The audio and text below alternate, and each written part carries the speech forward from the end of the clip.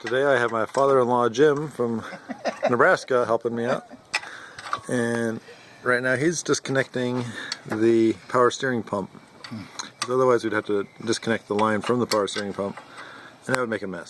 So we're going to see if we can just take the power steering pump off. And while he's doing that, I'm going to work on the rusted exhaust bolts on this side, and we'll go from there. Took the power steering pump out again, so that's where the power steering pump hooks up to the flywheel, and that bolt will not come out. The one on the other side got freeze, so we're going to cut that bolt right there and deal with replacing that bolt later after we get the engine out. Couldn't get the bolt off that one side, so we actually had to cut the bolt right, the bolt that goes through right there. So we'll have to replace that once we get the engine out, but the exhaust is out. And we got the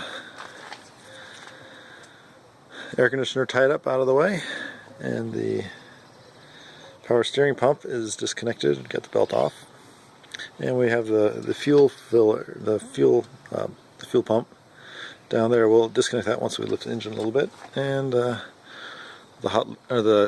neutral lead on the on the battery's disconnected. Okay, so here I am laying on my back. There's one chain behind the fan on the crank, and the other chain is between the flywheel and the oil pan, and going up on both sides. And there we have the hoist. The chain is behind the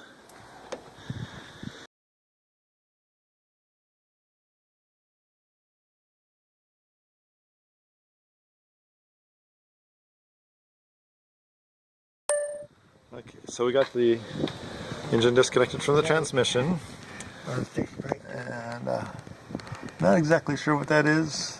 We already disconnected the throttle, but it's connected in the same area, so we're going to disconnect that too. Okay, we're on the other side of the truck, and we've got these two vacuum hoses back here. They're hooked up to a white plastic fitting behind the carburetor, and there's a bigger black hose also coming off that, isn't there? You mean on the end? Yeah. Yeah. Right. Let's see. Can I get a better picture of that? Yep, coming off the end of that white fitting. Okay. So the engine's coming out of the truck, and there's one more line to disconnect right here. Now I'm up above the engine, and this line right here with this guy, taking that nut out right there to loosen that up, because that's really tight. That's a 351 modified hanging from a hoist.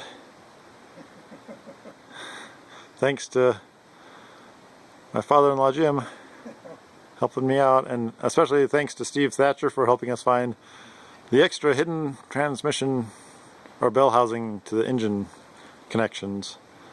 A couple extra bolts we didn't see, very hard to get to. Alright.